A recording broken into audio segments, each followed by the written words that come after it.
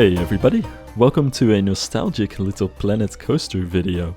This is nostalgic for a couple of reasons. Of course, it's been a while since my last video in this game and in Aerobats of Arabia, but also I am recording this pretty late at night and my roommates are sleeping, so I'm gonna try to stay at least a little bit quiet.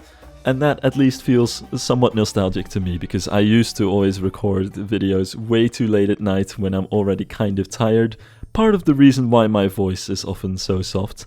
And back when I was living with my parents like 10 years ago, I would also try to stay quiet so they wouldn't hear me speak. So in all kinds of ways, it's really feeling like I'm going back to my roots and back to my childhood with this. But then again, I feel like the more and more I learn about myself and explore myself in this whole adult life, the more I find out that it's all just about discovering your inner child again. So I think we're probably on the right path here. Anyway, I think I also have a bit of a strange relationship with you guys sometimes, because I know many people watch my videos to help them sleep.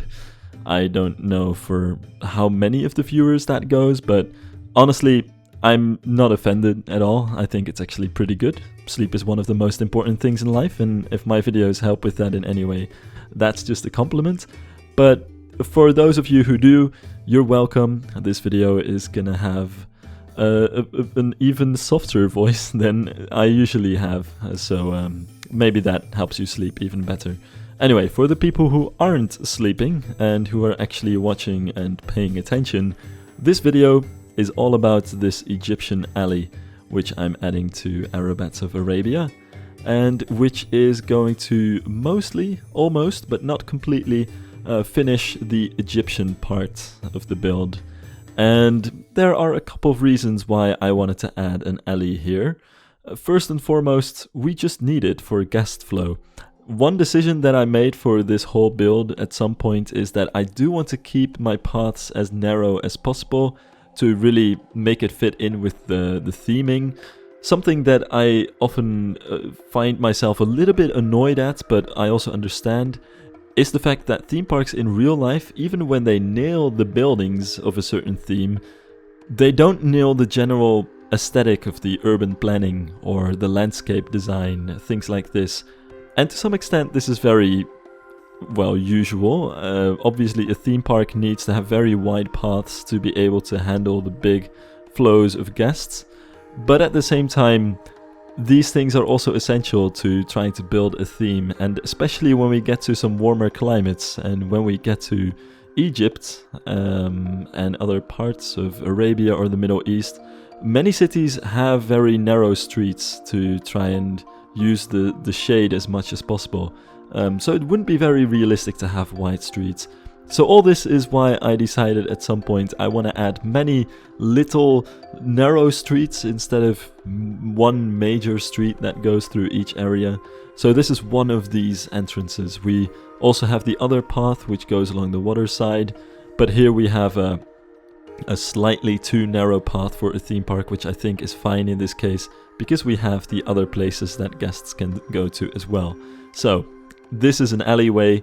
Want to keep it that way and want to keep it realistic to some degree, but at the same time it's also going to open up a little bit. So we start very narrow with the archway, which is on the left of the screen right now, just slightly off screen, and then once you move toward the coaster and toward the station building, it's going to open up a little bit on the sides, become a little bit wider, so that you have a good view of the station building in the distance, which of course functions as a very important weenie for this area.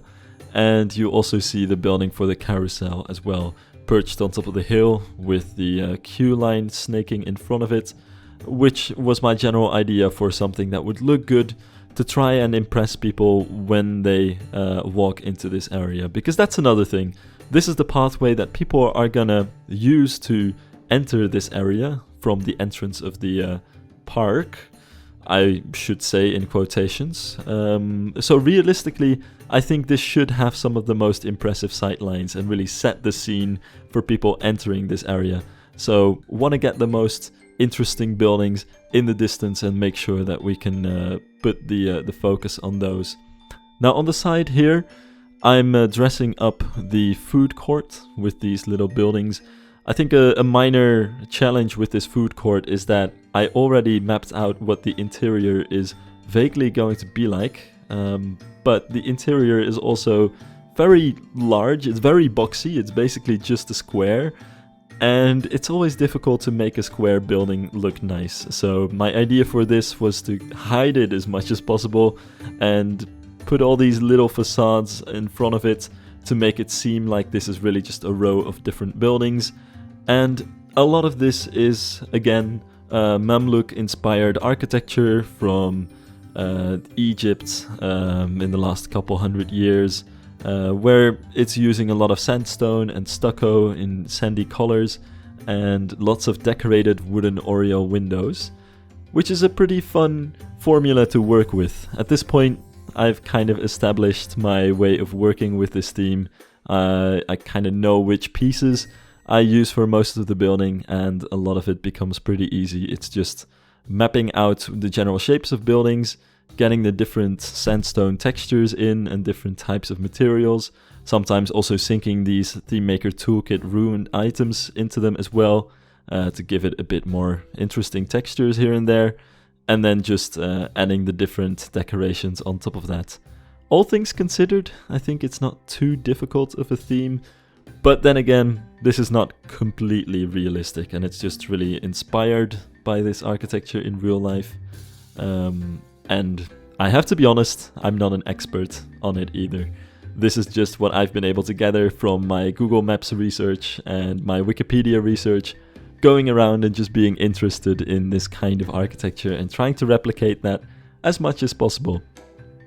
But it's not something that is super close to me in terms of what cultures I am very familiar with, and I haven't even been in Egypt, so there's that to keep in mind. Now, something that I also wanted to keep in mind with this entire build is sightlines. Super important, and we have some major sightlines here. So this street is completely straight, just to make sure that you can even see the dome of the station building of the coaster from the square, which is at the end of the main street of the quote-unquote park that this could become part of. So that also goes into my whole philosophy for making this whole area. And I keep talking about the park, but that's just something that I want to mention I'm trying to keep in mind just in case. I'm very skeptical if I will ever turn Aerobats of Arabia into a full-fledged park, because if I look at how long Aerobats of Arabia has been taking to make, I don't know if I can realistically expect to build an entire park. Plus, this build itself has already exploded in detail and scale compared to what I was originally planning with it. So if I end up doing a whole park like this, I think it's probably not really doable. But in any case, I want to make sure that this area looks like it could be part of a real park and not just some standalone coaster, which I've usually done in this game. So everything is designed as if it were part of a larger park, and you can see it from parts of a larger park, which I think should help with the immersion as well somewhat. So that's about that. But you don't know. You might have also noticed that I'm still planning that castle somewhere in the background, and I'm still messing with ideas of how this whole area could look and what kind of main street this is mainly going to hook up to in the future. But that's something for future episodes, which, by the way, I know the episodes have been very, very infrequent, but I actually have some recordings lined up that I want to finish at some point soon. So next episode is not going to take quite as long as this one, and I just really need to do some finishing touches still. So there's some good news, I guess.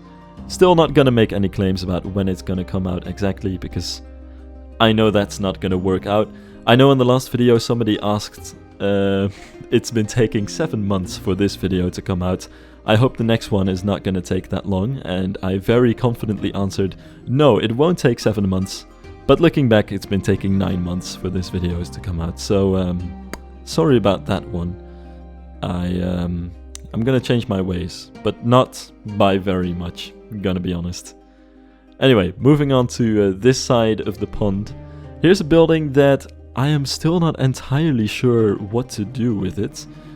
And by that I mean, I think it's pretty nice. I'm gonna keep it this way, the way that I currently have, where you have these arches and you can kind of enter into the building a little bit, and after that the building, well, you have the actual walls and doors. But I am thinking that maybe at some point in the future this could be an extra way to get into the park. Like, there could be a way to just walk through the buildings and enter the park that way and just skip the main street altogether. Kind of in a way that you also see in some Disneyland parks, like Disneyland Paris has that alleyway behind the main street where you can walk through this arcade and enter the park that way. I think it would be interesting to maybe use this building as an exit for that kind of arcade at some point in the future. But that's just an idea, but at least it's made in such a way that it could be possible to do that idea with it. And I'm still debating whether that's the best use of this space. It might also just be a space for a dark ride, or we could put a restaurant in here. There are all kinds of options for buildings in a main street at the entrance of a park and what you can fill them with. But this is just one of the ideas that I am playing with and that I at least want to keep available for me. Now, aside from that, most of the buildings aren't too interesting. Also, I don't know what I was doing just there. Maybe I was just switching the music or something. You know, sometimes in the middle of your recording, I'm just distracted by something. But anyway, this building, I think, is going to be the most interesting building of this street here. It's inspired by an Egyptian Sibyl, which is one of those water fountains which I talked about in earlier episodes. And they used to be very common, not so much anymore. But they have very interesting architecture, and I think it works out especially well as a corner building. There's also one in Cairo, which this is mostly inspired by, which is also a corner building with a pretty regular sandstone first floor, but then a very lavishly decorated second floor with very similar looks to all of the wooden decorated windows that you find around the area, which I think is a nice building to use for this space as well.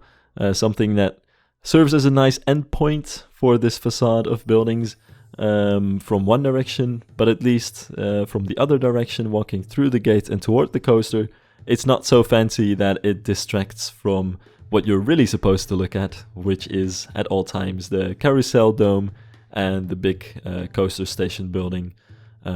Because once again, you want to make sure that when people are looking in the directions of your weenies are really the most important thing to put the focus on, and you want everything to kind of point toward that a little bit. Now let me use this time to address something else, because I'm looking at some of the pieces that I'm using for this building, especially the little brick pieces that I'm using for the horizontal decoration on the first floor. There are just so many good Thememaker Toolkit items to create all of these details, and especially the textures. I still can't get over the decals that Fuarana made. They're an absolute key ingredient in all of my builds ever since she released them, and I think she only meant them to be used for sewers and stuff like that. But those grimy little detail textures are some of the most important items I think ever made. Anyway, I'm getting way off topic. What I wanted to say is that somebody has been leaving comments on multiple of my videos asking about the Thememaker's Toolkit items that I use and where they can find a list of the good ones. Because truth be told, there are many Thememaker's Toolkit items, and to sift through the workshop based on my videos to see which ones I'm using would indeed be a very inefficient use of your time. So I linked a link in the description on one of those videos with the collection that I keep. I don't have a specific collection for Aerobats of Arabia, but I do have a Steam Workshop collection with my favorite custom items for Planet Coaster, exclusively Thememaker's Toolkit items, and I try to do some pretty good selecting on that. So all of the items that I use in Aerobats of Arabia are in there, as well as some other items, some useful coaster elements or other things that I'm interested in. I promise you it's not too much. I try to restrict it at least a little bit. But if you're watching my videos, these are absolutely essential ingredients. So you can find these on my Twitter accounts. I shared them a while ago.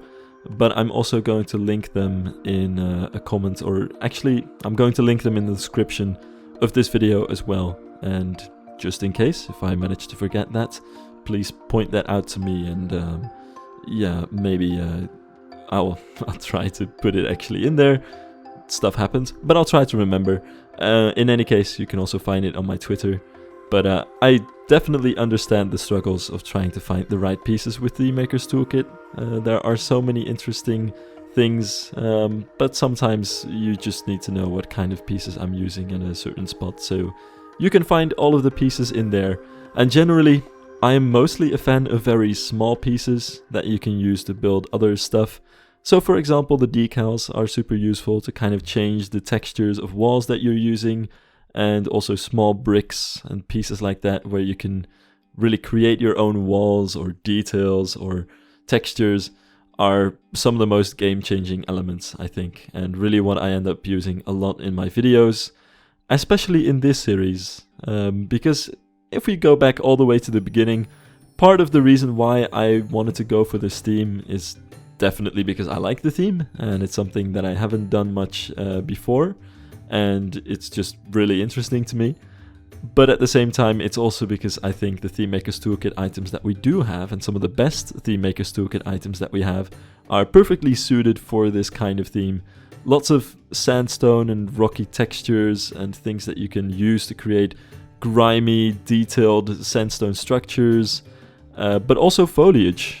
Some of the best Thememaker's Toolkit items are ferns and flowers and palm trees especially, and all of these things, at least for me, help this build look a little bit less like all of the other Planet Coaster builds that I've done before. Because at some point in time, builds just all start looking the same in a game, because you keep seeing the same elements over and over again, the same lighting of course, and there's not much that I can change about that, but yeah, altogether, after a while, and the amount of time that it takes for me just kind of seems to depend which creative game we're talking, but after a while everything just starts looking similar. And part of my own motivation for doing this build is because I thought this build is some of the best ways that we can make Planet Coaster look at least a little bit different from at least most of the builds that I've done so far. So that's a big part of my reasoning for it as well. So the Thememaker's Toolkit items are essential to this build, and really I'm just using this to try and see just how much they can change the game even with what we have right now. And even without using specific Thememaker's Toolkit items for this build itself, because that's also something that a lot of people do, which is also really cool. But no, I'm just sticking with the stuff that's already available. Also, have to point out that little trick there to create the circular planter. There's just something about the circle trick of putting something in the middle and then rotating it that just remains my favorite way of building in this game. It's also one of the most screwed up ways of using the game, because it's definitely never been intended to be used that way. And in general, it's one of those things that I think most casual players or people who don't play Planet Coaster much would look at and just go, why aren't you just working with SketchUp at this point? But at the same time, it's just so fun to do, and it's pretty easy, and it can help in so many different structures. So yeah, that was pretty fun. And aside from that, I'm really just finishing up this foliage with as much this area with as much foliage as I can, to make it all look a little bit lush, maybe a little bit too lush, but I think it looks pretty nice. And that's about it for this area. With one final wall, we can finish the back section of the queue line here, and the Egyptian alley is finished. So with that, I'd like to thank you guys for watching, and I hope to see you soon in the next video. Bye bye!